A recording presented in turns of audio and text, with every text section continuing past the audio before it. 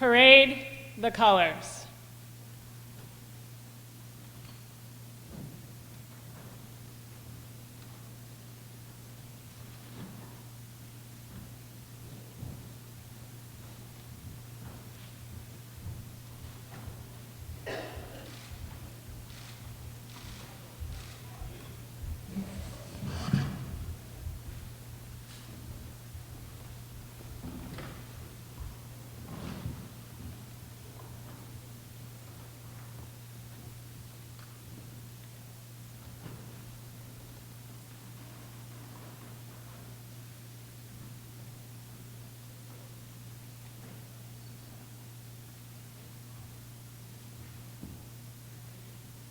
Please join me in reciting our Pledge of Allegiance.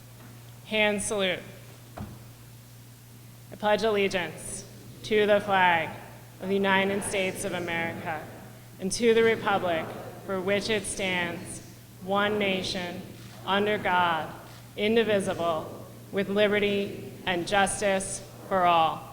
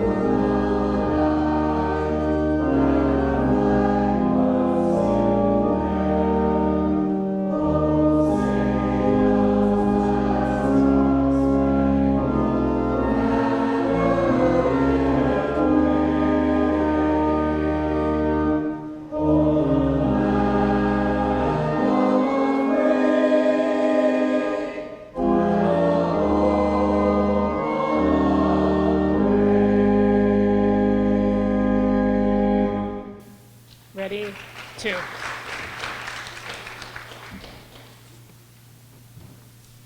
Post the colors.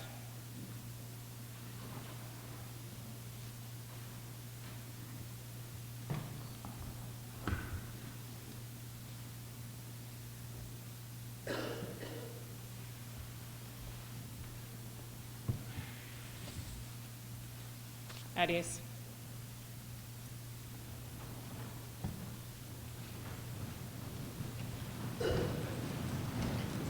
Please be seated. Good afternoon. On behalf of the Board of Governors, the staff, the congregation, members and friends of United First Parish Church, it is my honor to welcome you all to today's ceremony to honor the life and memory of John Adams, the second President of the United States of America.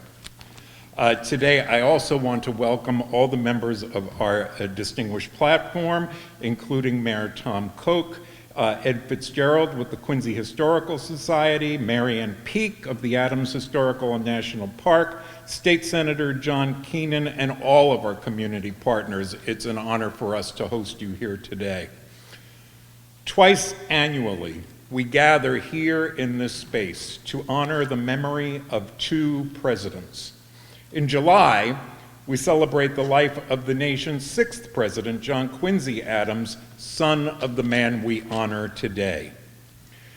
In recent times, we have ordered our day for the wreath laying to center on a theme that comes from the legacy of words that is these gentlemen's invaluable bequest to the nation.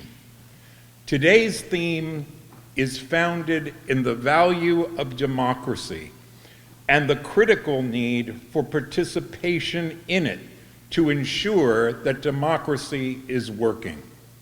Since the founding of the country, we have rightly expanded the ability to participate by acknowledging the inherent right to vote that belongs to each citizen of a certain age.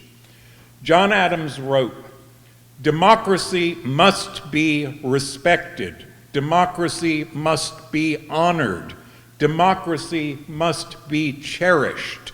Democracy must be an essential and integral part of the sovereignty." As we celebrate and honor this life within a week of our next national election, may our participation in that process be full, so that the will of the majority will guide our country in the near future, inspired with compassion and open hearts and minds. Thank you for being with us today.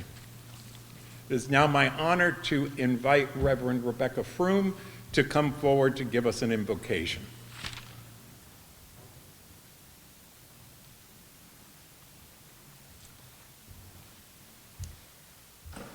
I invite you all to take a deep breath and let it out. And centered here in this shared breath, I invite you to lift your hearts and join me in the spirit of prayer for these words of invocation, listening for the language of faith and meaning most authentic to you. Eternal presence, known by many names, known in many ways, we gather in these seats within this stone temple where so many have gathered before us to open their minds, to open their spirits to their deepest values. We gather here in the heart of the city, where people have gathered for centuries, our ancestors, to envision a beautiful, imperfect democracy, and in each generation revision and expand that democracy to be ever more inclusive. As we gather, we acknowledge that we gather on the traditional lands of the Neponset Band of the Massachusetts tribe, people who have lived here for generations and live here to this day. Mindful of our shared history, mindful that we ourselves are part of living history, just as this great human, this neighbor in Quincy, has also been part of history. In our time together, may our minds be opened, may our hearts and spirits be opened, so that we might, in our own way, continue the endeavor of visioning and revisioning an imperfect and always transforming democracy. Amen. And it is my honor to invite the Honorable Mayor Koch to come and offer greetings from the city of Quincy.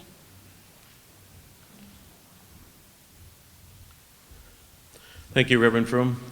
Thank you for the welcome, Jim. Lieutenant Commander Ping, to our veterans, thank you for our service, and let us be mindful of all those serving around our nation, keeping the peace for us. And I know there's a number of distinguished folks from our community here who each contribute in their own way, really to the spirit of what we're doing here today. And I'm looking forward to the three young people's remarks. No pressure. You're gonna do just fine. And in that light, I just want to make a couple of announcements. One is that on this coming Saturday, the long-awaited Abigail Adams statue will be unveiled and dedicated right out here outside. You see the construction fence? That is the spot we'll be dedicating this Saturday at 11 o'clock. Everybody is welcome. The other piece I wanted to mention is today is actually the day of the formation of the new nonprofit for the Adams Presidential Center, and we have our first $1 million gift to that nonprofit. And we're very excited about the prospects of building and having an Adams Presidential Center, which we believe will not only honor the presidents and their wives and their contributions, but will be a place of learning, a place of challenge. In this day and age, we've got to continue to show service to our nation, respect for our institutions, and the importance of democracy. John Adams also said at one point that every democracy seems to find a way to commit suicide. Let us hope that does not happen to our great democracy and republic here in the United States. So with that, I'm looking forward to hearing from the kids. It's good to see you, Senator Keenan, be with us. I don't say it enough. The collaboration we have in Massachusetts between our elected officials, it should be a model for around the state. And I thank the Senator for his work, for what we do each day in our city. So with that, thank you and God bless.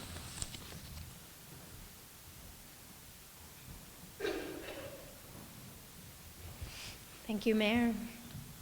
And I invite our state senator, John Keenan, to share greetings on behalf of the Commonwealth. Thank you, Reverend. Thank you all for the honor of being here today. The mayor talked about collaboration. It's pretty easy. He's my brother-in-law. So that makes it a whole lot easier. It's an honor to bring you the greetings of the Massachusetts legislature, the great general court, the state senate, and House of Representatives. I bring you those greetings on behalf of myself, Speaker Mariano, and Representatives Tacky Chan, Representative Bruce Ayers. You know, thinking back a little bit on the life of John Adams and how his life, there were parallels between his political life and what we are experiencing here today. He went through and experienced an election in 1800 that by today's standards would be considered quite tough and quite negative. He was a person who had his character assailed, who had his mental ability questioned, and yet he continued to do his work. He lost that election. But what John Adams did is something that, as we talk about participatory democracy and our respect for our democracy, what he did was something that hadn't been done before. George Washington left the presidency on his own will. John Adams had sought re-election and lost, and he left. He left with a degree of bitterness. I think every politician who loses has that. But nonetheless, he left because he knew that our democracy was greater than any one person. And he left and went home, came home here to Quincy with his wife Abigail. She had left a little bit earlier, but before she had left, she had written a letter and she talked about what life would be like out of Washington with her husband out of elective office, and she said she wouldn't miss elective office, and she was at the point where she had had enough of Washington. But what she regretted was that she would not have, along with her husband, the opportunity to do good. Their ability to do good, she wrote, would be greatly curtailed because they were no longer in elective office. John Adams had said that to be good and to do good is all we have to do. So think of this couple of Quincy that gave so much to this nation, that when their service ended, they still thought about what it is to do good and to be good and recognize that that's all we have to do. So as this election comes and we talk about participation in our democracy, let us do that. And let us do so in a way where we are good and we do good. And in doing so, further this great democracy of ours. It's an honor to be here. I thank you and wish you all the best.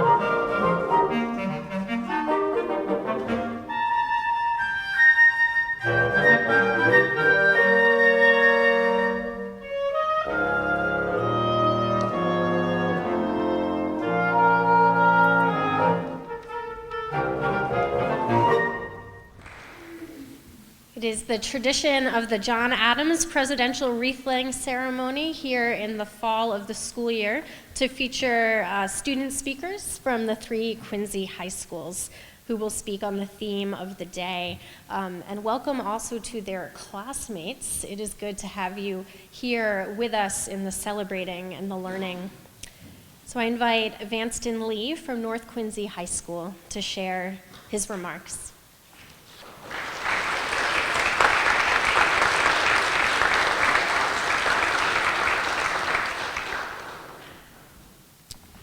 Thank you, Reverend. Hello, everyone. Thank you for being here today. My name is Vanston Lee, and I go to North Quincy High School. On October 30th, 1735, John Adams was born in the Massachusetts Bay Colony on the Adams family farm in Braintree, which is now our city of Quincy. The eldest of 3 sons to John and Susanna Boylston, the younger John would eventually become one of America's great founding fathers, serving as the infant nation's first vice president from 1789 to 1797, and second president from 1797 to 1801. As a testament to his lasting influence and legacy, John Adams's contributions continue to play a pivotal role in the functioning of American democracy today, notwithstanding 196 years since his death. Throughout his entire career as a lawyer, statesman, diplomat, and political philosopher, Adams's steadfast devotion to individual liberties and government by the people helped to establish a nation intended to be a divine paragon of virtue, built upon the unalienable rights of life, liberty, and the pursuit of happiness. One of the earliest examples of Adams's adherence to the principles of democracy came after the Stamp Act was passed by the British Parliament in 1765. By this time in his life, John Adams had become a fierce critic of Great Britain's assertion of authority over her colonies. Deacon John Adams had wished for his eldest son to pursue a career in the ministry, leading the studious John Adams to graduate from Harvard College in 1755.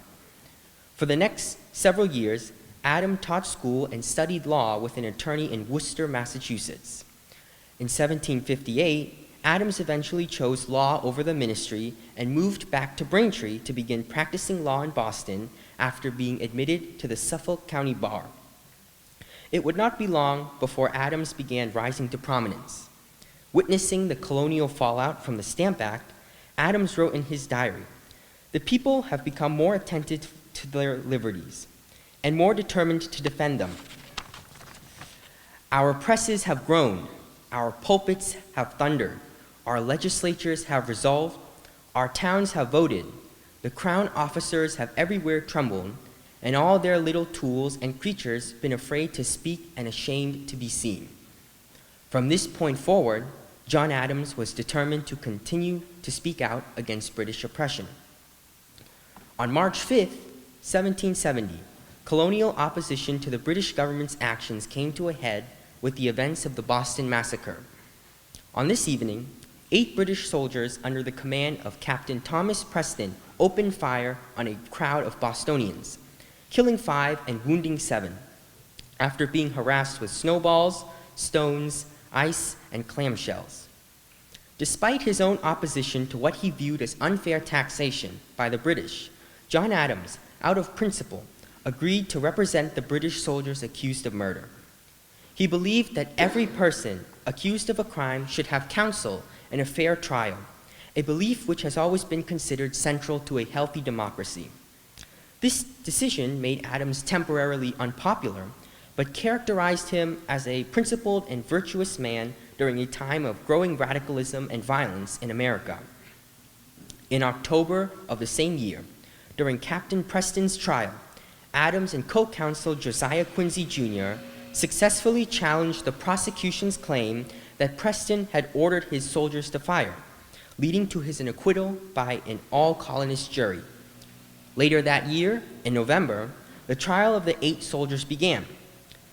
Adams and Quincy called witnesses who testified that the unruly mob had assaulted and provoked the soldiers. Described by contemporaries as electrifying, Adams's closing argument argued that any soldiers whose lives were in danger had acted in self-defense. The soldiers whose lives were not threatened but were provoked to act were guilty of manslaughter but not murder, Adams argued. Adams concluded by stating, "Facts are stubborn things, and whatever may be our wishes, our inclinations, or the dictates of our passion, they cannot alter the state of facts and evidence. The law commands that which is good and punishes evil in all, whether rich or poor, high or low. On the one hand, the law is inexorable to the cries and lamentations of the prisoners. On the other, it is deaf as an adder to the clamors of the populace. 6 of the soldiers were acquitted by the jury, and 2 who were found guilty of manslaughter had their right thumbs branded as punishment." Adams's experiences with the events regarding the Boston Massacre were key in developing his political philosophy. He believed that a government should be based on the rule of law rather than the rule of men, and that the judiciary should be independent of public sentiment. Reflecting on this time in his life years later, Adams described his role in defending the British soldiers as one of the most gallant, generous, manly, and disinterested actions of my whole life, and one of the best pieces of service I ever rendered to my country. When the Second Continental Congress convened in Philadelphia, Pennsylvania, in May of 1775, John Adams was widely considered the best scholar on government, having deservingly earned the nickname the Atlas of Independence. Because of this, delegates often sought his views on the best plan of government they should follow should the colonies declare independence and become free states. Adams recorded his thoughts in letters, and eventually, in April of 1776, his ideas were published as a very influential and widely circulated pamphlet titled Thoughts on Government. In this text, Adams states that a good government is one of laws. In order to achieve this, it is necessary to have 3 separate, independent, and balanced branches: an executive body with veto power over the legislative, a bicameral legislature, and an independent judiciary. In his words, Adams expounds, "The dignity and stability of government in all its branches, the morals of the people, and every blessing of society depends so much upon an upright and skillful administration of justice, that the judicial power ought to be distinct from both the legislative and executive, and independent upon both, that so it may be a check upon both, as both should be checks upon that. The judges, therefore, should always be men of learning and experience in the laws, of exemplary morals, great patience, calmness, coolness, and attention. Their minds should not be distracted with jarring interests. They should not be dependent upon any man or body of men. To these ends, they should hold estates for life in their offices, or, in other words, their commissions should be good during good behavior, and their salaries ascertained and established by law." The similarities between Adams's ideas here and the blueprints for government outlined in numerous constitutions, including the Massachusetts Constitution, which was drafted by Adams himself, and the United States Constitution, are vivid. Adams's staunch support for checks and balances between separate branches of government serves as evidence of his belief in a government which rules in the interest of the people. No one is above the law, not even the highest public officials. Adams's vision has proved itself viable, as attested by the functioning of American democracy for over 246 years. In 1764, Adams had married Abigail Smith, a minister's daughter from Weymouth. Intelligent, learned, and independent, Abigail would prove to be a great friend and confidant for John. In 1774, when John began leaving home for long periods of time, as tensions began rising between the colonies and Great Britain, Abigail began to regularly correspond with him. The letters during that time and thereafter, which have survived, exhibit her strong intellect and influence in her husband's career, and offer a glimpse into the revolutionary couple's thoughts, emotions, and intimacy. Abigail, who ardently supported American independence, was also a strong advocate for women's rights and representation, distinguishing her as ahead of her time. while John was at the Second Continental Congress in Philadelphia debating the question of formally declaring independence from Great Britain with his fellow delegates, Abigail famously wrote to her husband on March 31st, 1776, "I long to hear that you have declared an independency. And by the way, in the new code of laws, which I suppose it will be necessary for you to make, I desire you would remember the ladies, and be more generous and favorable to them than your ancestors. Do not put such unlimited power into the hands of the husbands. Remember, all men would be tyrants if they could. If particular care and attention is not paid to the ladies, we are determined to foment a rebellion, and will not hold ourselves bound by any laws in which we have no voice or representation." Although John replied to Abigail's letter in a joking manner, she retorted, making it very clear that she was serious that if the colonies were to become free and independent states, women must have rights. Later that year, on August 14th, Abigail wrote to her husband, "If we mean to have heroes, statesmen, and philosophers, we should have learned women." In addition to championing the cause of women, Abigail also desired to see all slaves free. On September 22nd, 1774, in a letter to her husband, Abigail wrote, "I wish most sincerely there was not a slave in the province. It always appeared a most iniquitous scheme to me. Fight ourselves for what we are daily robbing and plundering from those who have as good a right to freedom as we have. You know my mind upon this subject. In an era when women were not supposed to have or express their opinions about subjects such as government and politics, Abigail Adams fiercely supported the advancements of women's and slaves' places in society. Her fight for the rights of these groups would play a key role in the founding and development of the young American nation, helping to bring forward ideas regarding equality so dear to the heart of American democracy. In August of 1779, Adams returned home from his diplomatic duties in France in time to serve as a delegate to the Massachusetts Constitutional Convention of 1779 to 1780. The other delegates, acknowledging his expertise on government and constitutional matters, handed Adams the duty of drafting what would become the Massachusetts Constitution. In late October of 1779, after a month of writing, Adams had completed his work. Drawing upon his vast knowledge of history and political philosophy, the colony's experiences under British colonial rule, and his own ideas which he had outlined several years earlier in Thoughts on Government, Adams masterfully perfected a plan of government. In the Massachusetts Constitution, John Adams wrote about some of the most indispensable pillars of democracy, which have served as the foundation of the United States since her birth. The purpose of a government, which is to protect its people's unalienable rights, the duty of the people to change or even abolish their government and form a new one when it fails to protect those rights, a balanced government of separate powers with an emphasis on an independent judiciary and an educated citizenry.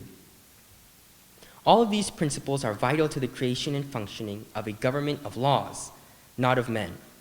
John Adams was unquestionably the United States' greatest constitutional thinker in history, and among his lasting legacy is the Massachusetts Constitution, the world's oldest functioning written constitution. The democratic ideals and principles detailed by Adams served as a model for the United States Constitution, which was written in 1787 and went into effect in 1789. The Bill of Rights, which comprises the first 10 amendments to the United States Constitution, was approved by Congress in 1789 and went into effect in 1791. The United States Constitution has in turn served as a model for many constitutions around the world, including those of Germany, Japan, India, and South Africa, as well as international agreements and charters, including the Universal Declaration of Human Rights of 1948. Thus, John Adams' influence has not only been limited to the millions of people who have lived in the United States, but also millions more people around the world.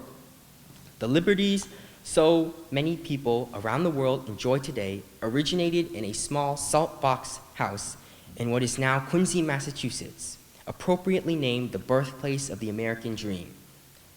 When George Washington was unanimously elected as the first president of the United States in in 1789, John Adams found himself as the first vice president, a role he would serve in for 8 years until 1797, when Washington decided not to seek a third term. Adams soon became the second president, a position he would hold until 1801, when he became the first sitting president to lose a re-election bid. The presidential election of 1800 demonstrated that many of the Founding Fathers' wish for a new nation free of factions was not to be. After a bitter campaign, Thomas Jefferson, who had served as Adams's vice president, emerged as the winner. It was after this loss that perhaps Adams's greatest contribution to American democracy occurred. On March 4, 1801, the defeated president established the concept of a peaceful transfer of power, handing over control of the government to his political opponent as he quietly left Washington, D.C. for his beloved Massachusetts. Since then, as the American nation has rapidly grown and the party system has become more vitriolic and splintering, the precedent that Adams set has proved itself to be more unappreciated and significant than ever. Despite fiery election seasons, American presidents have honored this practice to this day.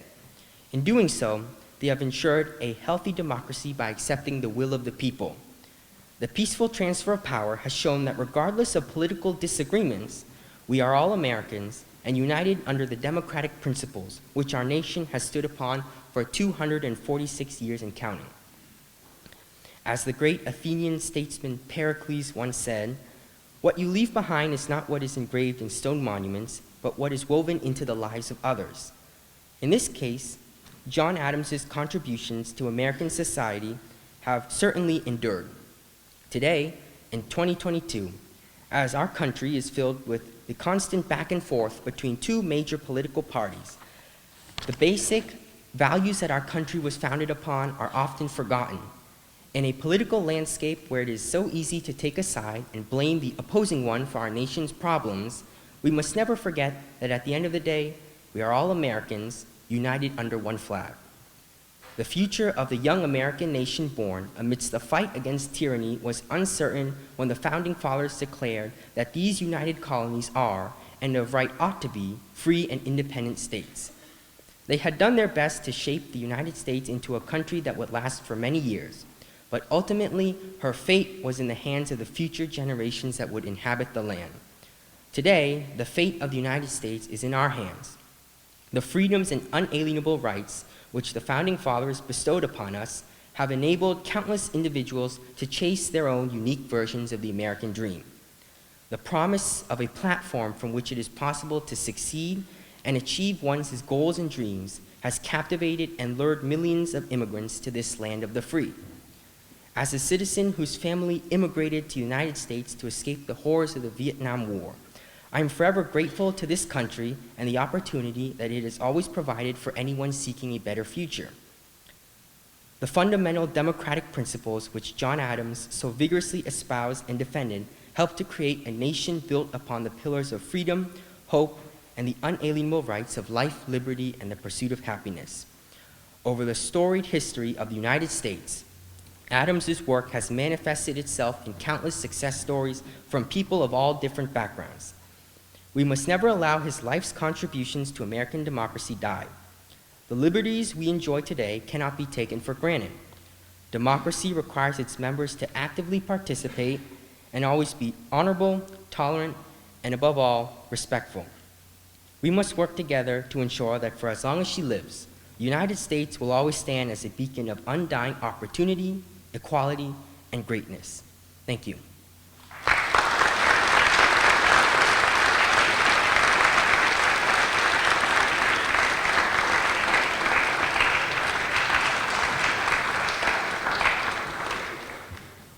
Thank you. I invite Charlotte McConville from Quincy High School to share remarks.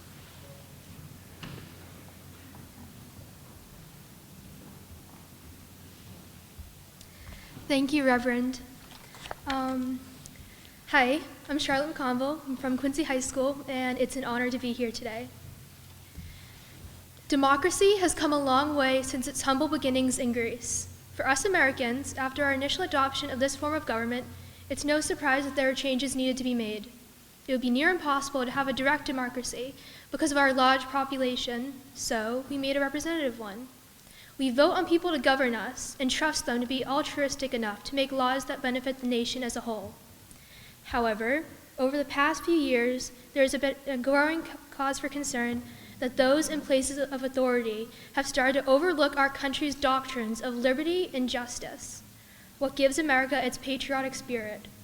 Our two-party system has started to lose sight of major issues plaguing our nation as they become too caught up in partisanship. In fact, John Adams would argue this very point throughout his political career, as well as stressing the need for unity. There is nothing which I dread so much as a division of the Republic into two great parties, each arranged under its leader, and concerting measures in opposition to each other. This, in my humble apprehension, is to be dreaded as the greatest political evil under our Constitution. Adams's thoughts on this political conflict are still very much relevant to this day, as we become a nation seemingly more and more divided. More frequently, we have seen those in charge not listen to the voices of the many, but rather their checkbooks. It's easy to get carried away by how disheartening these situations are. It makes us feel powerless. However, this couldn't be further from the truth. We, the people, the very few first lines of the Constitution, remind us that the power resides in us. Our government has many checks and balances, but none that are as strong or as large as we are. When we utilize this inalienable right, we go beyond political parties and fully recognize each other not by being red or blue or polka-dotted, but as Americans, striving for the betterment of the nation. To do this, we must make sure every American citizen has access to not just a good education, but one that will want to make them learn more. As Abigail Adams puts it, learning is not attained by chance. It must be sought for with ardor and diligence. Being educated goes beyond just being taught. It must invoke a desire of wanting to gain more knowledge. And this knowledge must be provided to the public without censorship, to allow access for all those who desire it. All political party wrongdoings and the ugly blemishes of our history must be included along with the beautiful ones. We cannot omit details of our history just because it makes us look better and more righteous, because by doing so, it does us the exact opposite. Every U.S. citizen must learn our history, or we will be doomed to repeat our mistakes. We need to be willing to learn about our history to be able to preserve democracy. Once again, John Adams delivers a quote perfectly fit for this situation. Liberty cannot be preserved without general knowledge among the people. We must grow and maintain the knowledge of how our government works. To do otherwise would be a signal to those in positions of authority that we willingly submit to whatever laws and bills they wish to pass, without so much as a second thought. We must know our government inside and out, so that we cannot be unknowingly misled in a time of partisan news and media. Democracy can only function if all eligible citizens are active in government, and even those that are not. By being eager to learn and pursue a higher education, we as a society grow. When the individual succeeds, we all reap the benefits of their accomplishments. Democracy is maintained for these achievements, as those who have an enhanced understanding of how their government functions are better able to voice their opinions on new legal subjects and become more involved in their community. And now, while John and Abigail Adams have been gone for a long time, and some pieces of them have faded, their thoughts on preserving American democracy have never been more important. We are facing challenges that prior generations have never seen. We are seeing institutions that have been held up for so long crumble, and we cannot let this happen to our democracy. To do so would pave the way towards anarchy and chaos. Even in these trying times, we must come together and and unite as one nation, one America. Thank you.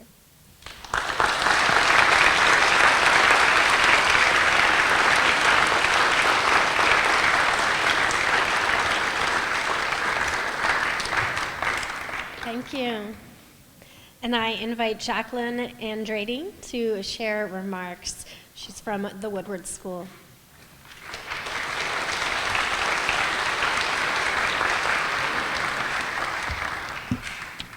Thank you, Mr. Petosa, Reverend Froome, Mayor Koch, and Mr. Westland for your invitation to the Woodward School. I am honored to be here today to celebrate President John Adams. In preparing for today, I thought about what a unique experience it is to grow up in Quincy, surrounded by the Adamses and their legacy. My Nana and Papa live right next door to Peacefield, and I was kind of obsessed with visiting all the Adamses' homestead as a kid. I'm sure my counterparts from North and Quincy can attest. It hits a little differently when we learn about them in history class, because we, in Quincy, remember John Adams not only for his presidency, but for everything he was: a founder, a diplomat, a philosopher, a husband, a father, and most importantly, for his commitment to truth and his commitment to us, posterity. John Adams believed that there are two essential factors that were needed to build a sustainable democracy. One was a government structure of checks and balances, and the other was the necessity for education. Both were in response to his incredible understanding of human nature and his unrelenting belief in the idea of America. He wrote, "The preservation of liberty depends upon the intellectual and moral character of the people. Ambition is one of the more ungovernable passions of the human heart. The love of power is insatiable and uncontrollable. There is danger from all men. The only maxim of a free government ought to be to trust no man living with power to endanger the public liberty." He was clear about how to achieve this goal. In order to ensure a government of laws and not of men, governmental power must be separated into three co-equal branches so that one could check the powers of the other. He wrote them into law at his farm just above the street from here when drafting the Massachusetts State Constitution, which would become the model for the Constitution. But a government of checks and balances was not and would not be enough to preserve democracy, to preserve liberty. It was education that would do that. And he put quill to parchment and law to our state constitution again in Section 2, Chapter 6, titled The Encouragement of Literature. Wisdom and knowledge, as well as virtue, diffused generally among the body of the people, being necessary for the preservation of their rights and liberties. It shall be the duty of the legislatures and magistrates in all future periods of the Commonwealth to cherish the interests of literature and sciences, for the promotion of agriculture, arts, science, commerce, trades, manufactures, and a natural history of the country, to countenance and inculcate the principles of humanity and general benevolence, public and private charity, industry and frugality, honesty and punctuality in their dealings, sincerity, good humor, and all social affections, and generous sentiments among the people. John Adams was clear that academic knowledge in itself was not enough, but that the education we receive must instill in us a set of values, including empathy, kindness, generosity, integrity, and responsibility towards each other. Basically, he was saying that we must sincerely value humanity and one another in order to promote the common good, in order to ensure rights and liberties of one another. Today, across our nation, we are witnessing attacks on the very institutions that both John and Abigail Adams believed the foundation to preserving our democracy. Bills restricting instructions on topics of race, gender, LGBTQ, and U.S. history have seen a dramatic increase over the past few years. This year alone, 36 state legislatures introduced 137 education censorship bills. While only 7 of those bills have passed, the rhetoric being used to justify the bills undermines the institution of education and its educators, which not only damages the public trust, but also threatens the students' ability to think critically and understand diverse perspectives fundamental to our ability to ensure the rights and liberties of one another. Abigail understood this type of threat the rhetoric posed. When John Quincy Adams returned to America after years of studying abroad, he was denied entry into Harvard his first go-around. When he eventually did gain acceptance, he hated it. He wrote to his mother complaining that it was too easy. He'd already learned the material while abroad, and he disliked all his teachers because they were haughty and hated kids. Abigail's response was, "Get all the good you can, and be aware you do no ill to others. You must be conscious of how great importance it is to youth that they respect teachers. Therefore, whatever tends to lessen them is an injury to the whole society." Even though JQA was probably justified in his dislike of his Harvard teachers, it's Abigail's words that reveal the danger of arbitrary attacks on education. If we have no respect for the educational system or those who teach, how will we learn? And if we refuse to learn, How will we gain knowledge? Or more importantly, know how to decipher facts from the lies that are insidious in our current public discourse? John Adams' views on the importance of the preservation of democracy were just that. Democracy, once established, would not need to be preserved. Democracy in itself is not a guarantee. John Adams once said, "Posterity, you will never know how much it costs the present generation to preserve your freedom. I hope you will make good use of it. If you do not, I shall repent in heaven that I ever took half the pains to preserve it." I am still hopeful and confident that our democracy will withstand the tests of our time. But we must not be complacent. We must not succumb to the hate and vitriol that has infected our nation, the othering. Now, more than ever, we must answer the call to ensure the rights of one another. We must strive to be kind and empathetic. We must not take for granted the awesome gifts that we've been given. We, posterity, must make good use of it. Today, as the beneficiaries of John and Abigail's vision of enduring self-government, we must stand up, pledging to be the best of our democracy in order to preserve our democracy. John Adams once said, "Popularity was never my mistress, nor was I ever, or shall I ever be, a popular man. But one thing I know, a man must be sensible of the errors of the people, and upon his guard against them, and must run the risk of their displeasure sometimes, or he will never do them any good in the long run."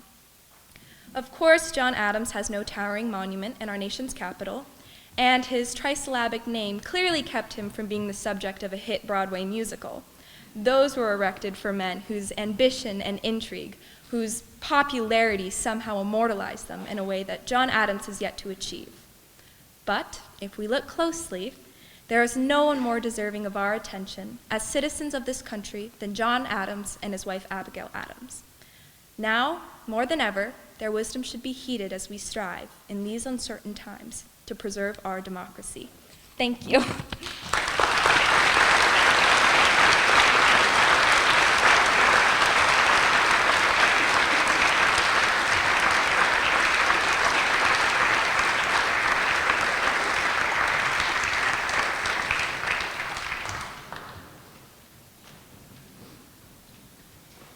We'll now proceed to the crypt to lay the wreath. Guests, please remain seated.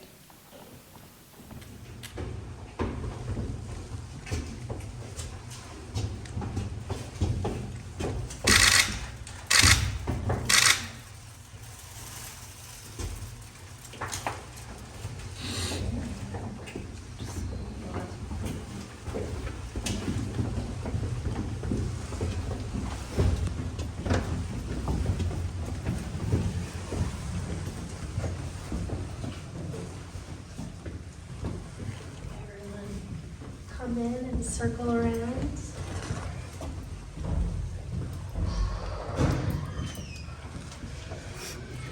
The two of you switch. Paparazzi, thanks. We can all place our hands here. This tomb. And take another deep breath. And here on the anniversary of your birth, President John Adams, we wish continuing of peace to you, and may your memory and your legacy be a blessing and an inspiration to all those here today and the communities we're connected to. May it be so. A few words of closing. Every year between springtime and Veterans Day, United First Parish Church hosts a History and Visitors program in which thousands of people who visit Quincy come and visit this church with all of its many names. United First Parish Church, otherwise called the Church of the Presidents, otherwise called the Stone Temple. And in many ways, this building reflects and contains the soul of the Adams legacy. And the docents who work diligently every day, greeting people from all over the world and guiding them meticulously through the wonderful history of this building, share that legacy, the literal soul of the legacy of the Adams. journey here in Quincy. So I want to acknowledge them today. If docents, if you would raise your hand and stand up to receive our appropriate gratitude for your tireless work.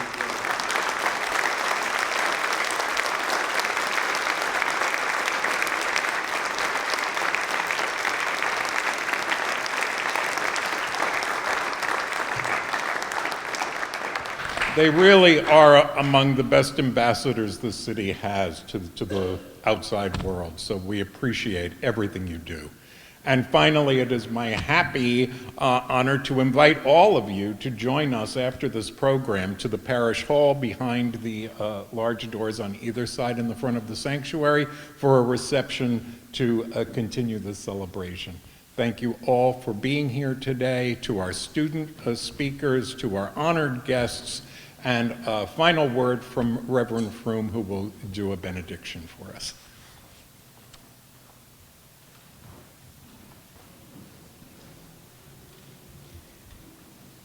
Let's return again to that deep breath. Breath of life, always, always there to ground and guide you. Lifting our hearts again, eternal presence.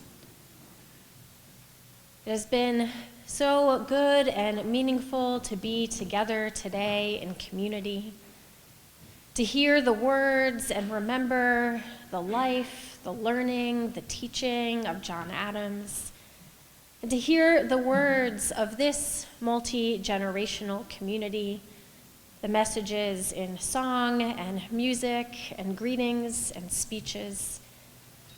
May we go forth this day, go forth into this final week approaching an election, this week approaching the celebration of Abigail Adams, and aware of the democracy that we are part of.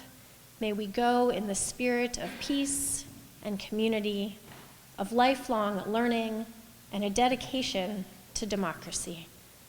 May it be so. Amen.